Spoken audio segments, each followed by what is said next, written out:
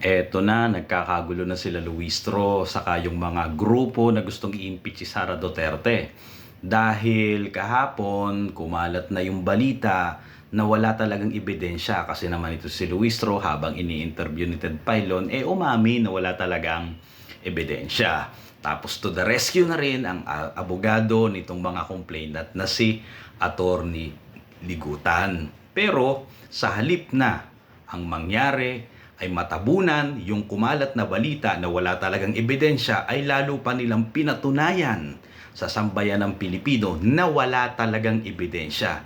Dahil doon sa interview nitong si Ligutan, ang kanya lamang pinagsasabi doon ay puro propaganda at naratibo saka mind conditioning. Ang ginamit niya na salita ay yung salitang ultimate facts. Sa halip na to the rescue ka, lalo mong hinila pababa ang grupo ninyo, pati itong si Luistro. Sa halip na mapabulaanan ninyo na walang ebidensya, ang nangyari, lalong lumubog at narinig ng mga Pilipino na wala kahit ginamit mo pa yung salitang ultimate facts. Bakit?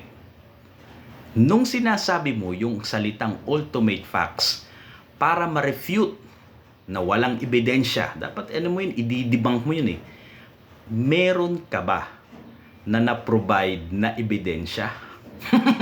Ikaw na rin ang nagsabi. Di ba? Voluminous ang ebidensya.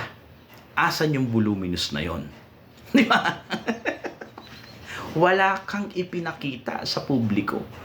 Sinasabi mo pa na kahit daw simpleng first year law student, alam yun. Talagang alam yun. Kasi kung lalagumin mo ang mga itinuro sa law school, kung ano yung ultimate facts, dapat suportado yan ng ebidensya. Pero anong klaseng ebidensya?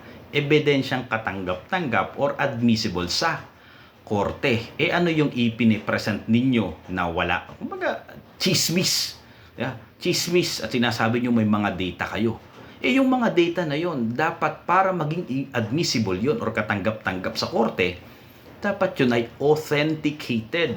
Meron na ba kayong pinakitang mga dokumento na authenticated na susuporta dun sa sinasabi mo na ultimate facts? Wala. At umaasa pa kayo kay Sara Duterte. Ang gusto niyo mangyari, isabina. Pero may problema dun Lalo kayong mabubutasan dun. Alam mo kung ano yun, Attorney Ligutan? Ito, makinig ka sa akin. Ako, hindi ako abogado. Pero yung diskarte mo mali. Yeah. Yung narrative ninyo, pinagtatawanan namin ng mga kupal at tambay. Bakit? Alam mo ganito.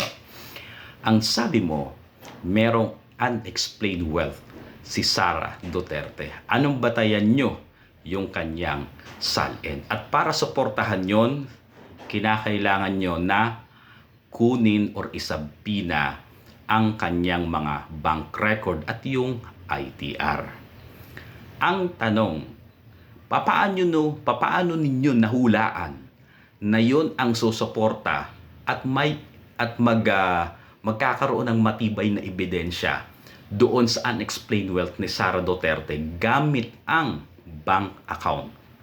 Paano nyo makikita yung irregularidad sa kanyang bank account kung hindi nyo pa nakikita?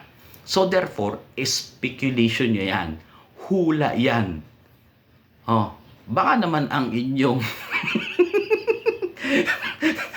susunod na witness ay si Rudy Baldwin.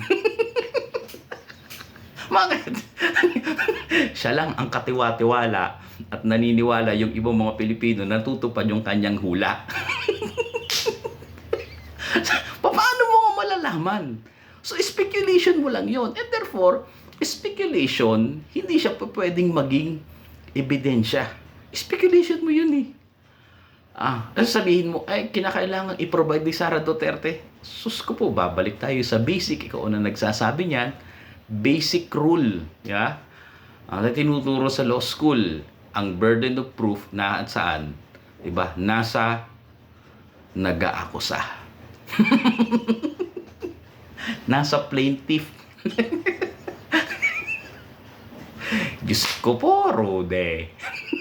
Paano mo nahulaan na may unexplained wealth doon sa bank account? Yun lang eh. Paano mo mahuhulaan yun? Sinong ihaharap mo? Si Rudy Baldwin?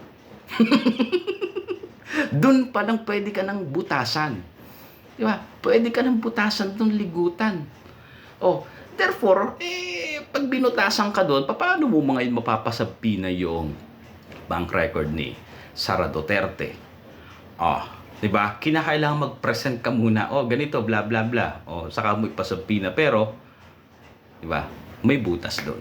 Sabi nga sa inyo, ikaw ligutan, lalo mong inilubog ang sarili mo dahil paulit-ulit ka na ultimate pax ng ultimate pax ka dyan. Voluminous ng voluminous ka dyan. Isa lang ang natandaan ko talaga eh.